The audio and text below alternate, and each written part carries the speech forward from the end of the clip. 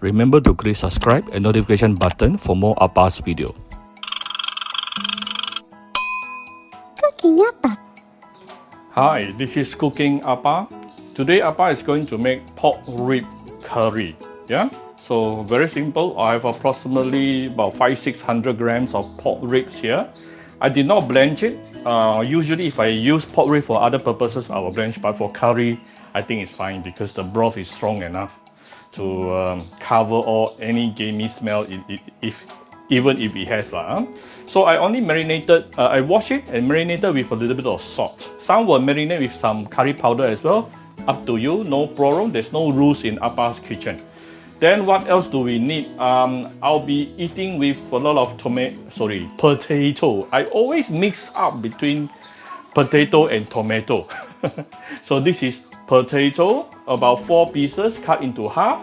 And the thing about potato is that you need to soak it under water the moment you remove the skin. If not, it will oxidize. Yeah, and you can actually choose to pan fry it before you use it. Up to you. You will, of course, it will be more fragrant, but it's optional. Then, how do we make the curry paste? It's actually not very difficult. You will need some fresh herbs. I must admit today my fresh herbs is a little bit more than enough. You can just reduce it a little. Yeah, this is half a tomato. Yeah, tomato chopped. This is approximately 1 to 2. You can just prepare 1 tablespoonful of coriander roots. If you don't have coriander roots, you can just use fresh coriander also can. Then this is about 1 tablespoon of chopped ginger. This is about 1 tablespoon of chopped shallot. This is about 1 tablespoon of chopped garlic. This is about 1 tablespoon of chopped green chili. If you really miss out any one of them, it's okay, don't worry about it. And like I said, this is it. The one I'm having right now is actually more than 1 tablespoon, yeah? And then let's look at how do we make up for the curry paste. I always mix my own curry paste, yeah? Very simple. You are looking at 4 different kinds of powders here. Actually, the main thing is actually the 3, which is the top 3 here. Okay, this is the top 3. Always remember the ratio. 2 ratio of red chili powder, 1 ratio of turmeric powder, 1 ratio of coriander powder.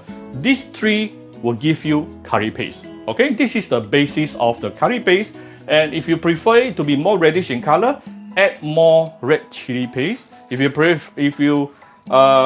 it to have stronger turmeric taste, you can add more turmeric powder. So this is totally up to you, but then again, the basic ratio is always 2-1-1. And just to further enhance the flavor, I actually added 1 tablespoon of this is Baba's meat curry powder.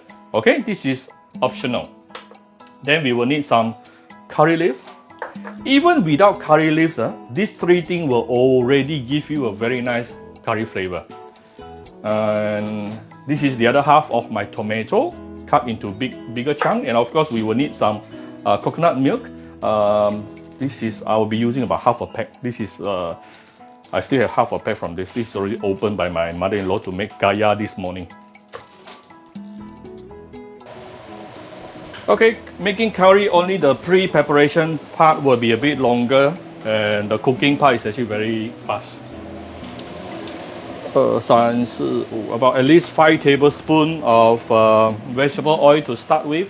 All your powders will absorb all the oil very, very fast. So don't worry about putting too much oil for your curry. Be generous about it. Okay. So the first thing, you want to saute shallot, ginger, coriander, garlic, and the chili.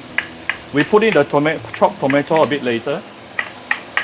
Because if you put in the chopped tomato right now, all this will not be fragrant enough. Saute this for a minute or 2 before we continue. We'll come back shortly. So this is after approximately 2-3 minutes sauteing. Scraping the bottom a little bit. Next thing, I'm going to put in the chopped tomato. Give it a few stir. After you added the chopped tomato, actually it will bring the temperature down, yeah? And the next thing is I'm going to manually bring down the temperature of the wok as well. Why? This is going to be low heat right now. I tune it to lower heat, yeah? Because now I am going to add in the curry powders. Curry powders can actually get burned very, very easily. So you can never be on high heat the moment you add it in, yeah? So you give it a few stir. Now you can adjust to medium-low. And like what you are seeing here, this is actually too dry. Not to worry. Let's just add in a little bit more. 2 to 3 tablespoons of oil here, and slowly saute this curry paste under low-medium heat for at least 4 to 5 minutes easily. Some say, well, you have to stir fry until the oil started to break. Well, sometimes I'll do that, sometimes I won't. So just keep on stirring, if not, you will actually get burnt. We'll come back shortly. Alright, this is after a couple of minutes, you start seeing the oil reappearing. This is the meaning of when the oil started to break, yeah? But of course, actually, just now it was still too dry. I also added a little bit more oil.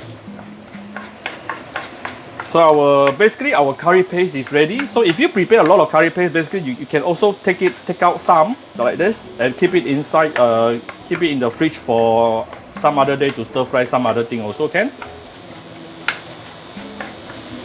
But today I'm going to just use it all. So now I'm going to get ready my diluted coconut milk.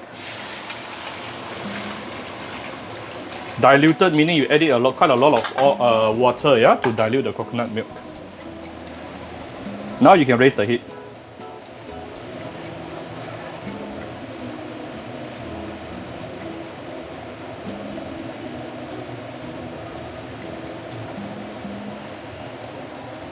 I'm scraping up the bottom a little bit. That's the part I love about stainless steel. I can scrape the bottom as much as I like. So you want to bring this to a boil. But at the same time, you can actually throw in some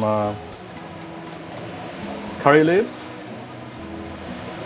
our marinated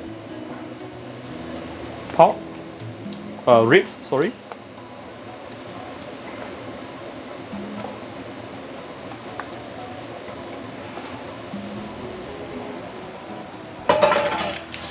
Don't forget, we still have our potato. And the cooking time for potato is actually longer than the spare rib. At least 20 minutes to 25 minutes easily. If you want it to be faster, you can cut your potato smaller, but if it's too small, it may break into smaller pieces. So I prefer slightly bigger chunk.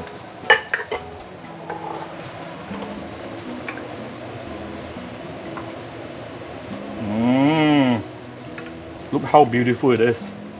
And we can actually season this right now with some salt. Of course, you still can do the final seasoning later, okay?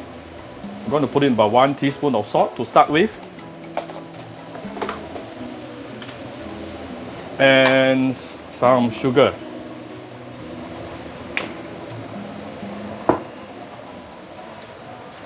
Let's bring this to a boil. Once it is boiled, we can actually let it simmer, but close the lid.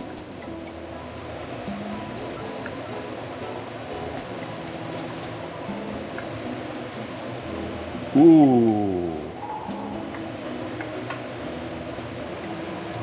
I will probably put a little bit more broth. Just put hot water will do.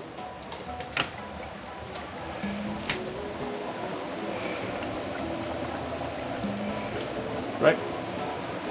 Because the moment it is simmering, it will reduce. The broth will reduce. Okay, close the lid. Turn down to medium-low and let it simmer for minimum 20 to 25 minutes. And at the end of the day, once it is done, we can just adjust to taste using some salt and sugar. Okay, this is after approximately actually close to 30 minutes. My potato today is actually quite a big chunk. So just now I tried this one of it. I can actually break it into half, so it is definitely fully cooked.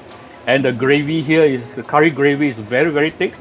Somehow in Johor Bahru where Appa was from, the curry broth will be very thick also for pork ribs. Okay, so what I need to do right now is just to adjust using some salt and also sugar to adjust to taste, and that's it. It's basically done. Okay, my curry spare rib is done. So I hope you like my video. If you like my video, do share my video on your Facebook to your friends. Come to Cooking Appa Facebook fan page to click like and follow button. Follow Appa on Instagram and subscribe to Cooking Appa YouTube channel. Bye bye.